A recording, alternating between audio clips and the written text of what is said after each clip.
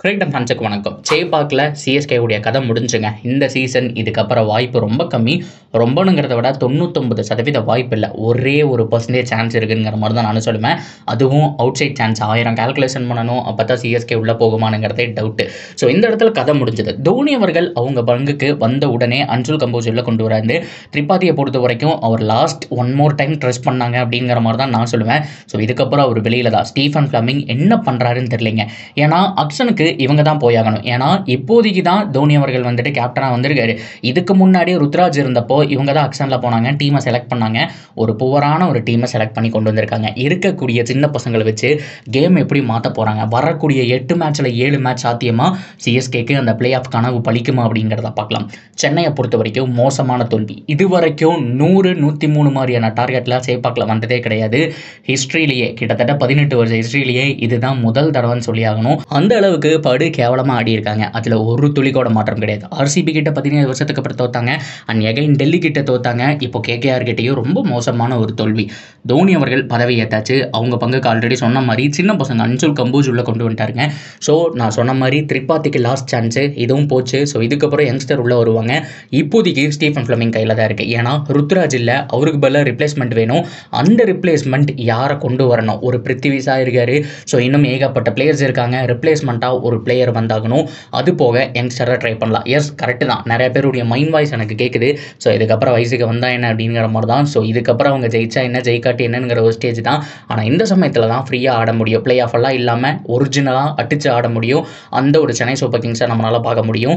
இதுக்கு மேலேயும் சின்ன பசங்களுக்கு சான்ஸ் கொடுக்கலனா வேஸ்ட்டுங்க. 6 மேட்ச்சில் 1 தான் ஜெயிச்சிருக்காங்க. 5 தோல்வின்னு இருக்கும்போது உங்களுடைய அந்த பழைய ஆட்கள் வச்சு ஓட்டிக்கிட்டு இருக்க முடியாது. அஸ்வின் அவர்களையும் ரெஸ்ட் பண்ணி ஆகணும். அட் த சேம் டைம் ஜடேஜாவுக்கு பெருசாக படுறதில்ல. ஆனால் ஜட்டுவுக்கு நான் உடனடியாக ட்ராப் அப்படிங்கிறத கொடுக்க மாட்டாங்க. ஸோ இன்னும் ஏதாவது ஒரு மாற்றம் கொண்டு வந்து இந்த டீமை மேலே கொண்டு வரங்க. கோப்பை அடிக்கிறோம், பிளே ஆஃப் போகிறோம், இதெல்லாமே வேறு விஷயம். அட்லீஸ்ட் மீதி இருக்கக்கூடிய 7 போட்டிகளில் 4வது ஜெயிக்கணும். அப்போ தான் மானம் அப்படிங்கிறத வந்துட்டு போகாமல் இருக்கும். ஸோ அந்த வகையில் நம்ம மேலே கொண்டு வரணும்னா சின்ன பசங்க வந்தாகணும். இந்த டீமில் எதுவுமே சரியாக போகல இப்போ வரைக்கும். தோனி அவர்கள் என்ன எத்தனை பேர் கேப்டனாக வந்தாலுமே இந்த டீமை ஒன்றுமே பண்ண முடியாது. ஏன்னா புவரான ஒரு பிளேயர்ஸ் யோசிச்சு பாருங்கள். ராகுல் திரிபாதி எல்லாம் எப்போ கண்டினியூவாக ஒரு 2 6 அடிச்சிருக்காரு சொல்லுங்கள். அவர் 6 அடிச்சு பார்த்தது இல்லைங்க. டெவான் கான்வே கூட ஒரு 6 அடிக்காத ஒரு பிளேயர் தான். ஆனால் அவர் இன்னிங்ஸை கேரி பண்ணி கொண்டு போயிட்டு அப்பப்போ ஒரு சின்ன 6 அடிக்கக்கூடிய ஒரு ஆள். ரச்சின் ரவீந்திரா பொறுத்த வரைக்கும் பெருசாக பேட்டில் படுறது கிடையாது. முதல் 2 மேட்ச் நல்லா ஆடினாரு, இருந்தாலும் ஸ்லோ ஸ்டார்ட்.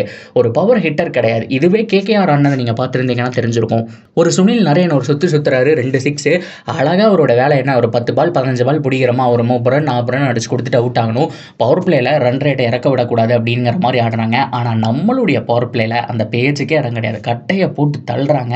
ஒரு விக்கெட் கான்வே போனால் என்ன, நீ இறங்கி சுத்து அப்படிங்கிற மாதிரி கிடையாதுங்க. ஸோ திரிபாதி வந்து கட்டையை போட்டு மொமெண்டமாக மாற்றினார். விஜய் சங்கர் ஓரளவுக்கு மறுபடியும் கொண்டு வந்து கொடுத்தாருங்க.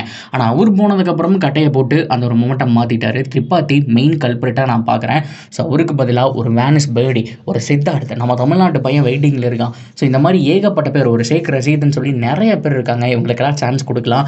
ஆனால் சிஎஸ்கே அதை பண்ண மாட்டேறாங்க. இதுதாங்க கடைசி. திரிபாதி அது மட்டும் இல்லாமல் ரொம்ப முக்கியமாக தீபக் கூடலாம் உள்ளே பார்க்கவே கூடாது. சின்ன பசங்க வேணும். அப்படி இருந்தால் மட்டும்தான் சிஎஸ்கே மேட்சை பார்ப்பணுங்கிற மாதிரி எல்லாருமே பெட்டிஷன் வச்சுட்டு இருக்காங்க. ஸோ தோனி அவர்களே கேப்டனாக வந்தாலும் இந்த டீமை மாற்றலைன்னா கண்டிப்பாக ஒரு துளிக்கு கூட பிரயோஜனம் இல்லைன்னு சொல்லி ஆகணும். அவ்வளோ ஒரு ஆதங்கம், அவ்வளோ ஃபேன்ஸு, அவ்வளோ காசு கொடுத்து டிக்கெட் வந்து வாங்கி வந்துட்டு பார்க்குறாங்க. ஆனால் இவ்வளோ புவராக ஆடி அவங்களையும் சங்கடப்படுத்தக்கூடாது. தோனி அவர்களும் சரி, இந்த டீமும் சரி, இப்போதைக்கு நான் செட் ஆகிருக்குன்னு தான் சொல்லுவேன். அன்சுல் கம்போஸ் உள்ள கொண்டு வந்துட்டார். அட் த சேம் டைம் சின்ன மிஸ்டேக் தான். இதெல்லாமே அவர் ரெடி பண்ணிட்டாருன்னா கண்டிப்பாக இந்த டீமை தட்டி தூக்கி மேலே கொண்டு போகலாம். பிளே ஆஃப் அப்படிங்கிறது நம்ம டார்கெட்டாக வச்சுக்க வேணாம். மீதி இருக்கக்கூடிய மேட்ச்சில் யங்ஸ்டருக்கு வாய்ப்பு கொடுத்து வின் பண்ணோம் அப்படின்னா அடுத்த வருஷம் கூட அவங்கள வச்சு கோப்பை அடிக்கிறதுக்கான ட்ரை பண்ணலாம். தோனி அவர்கள்கிட்ட ஆயுதம் இருக்குது. ஸ்டீஃபன் ஃப்ளமிங்கை பொறுத்து தான் என்ன பண்ண போகிறாங்க அப்படிங்கிறத பார்க்கணும். ஸோ எனிவே சிஎஸ்கே மேலே நிறைய பேருக்கு நம்பிக்கைலாம் போயிருக்கலாம். எஸ், இனிமேல் அதெல்லாம் விட்டுட்டு ஃப்ரீயாக எல்லாருமே மேட்ச் பார்க்கணும்னு நினைக்கிறேன். So at the same time ரொம்ப முக்கியமாக சிஎஸ்கேவுடைய பயணம் முடிஞ்சுங்க. அஃபீஷியலாக நான் சொல்கிறேன். ஏன்னா 99% வாய்ப்பு இல்லை, 1% மிராக்கிள் நடந்த வாய்ப்பு. பொறுத்திருந்து பார்ப்போம் என்ன பண்ண போகிறாங்கன்னு சொல்லிட்டு. உங்களுடைய ஆதங்கத்தை கமெண்ட்டில் சொல்லுங்கள். தொடர்ந்து அப்படி இருக்குது சேனலோட இணைஞ்சிருங்க. சப்ஸ்கிரைப் பண்ணி சப்போர்ட் பண்ணுங்கள்.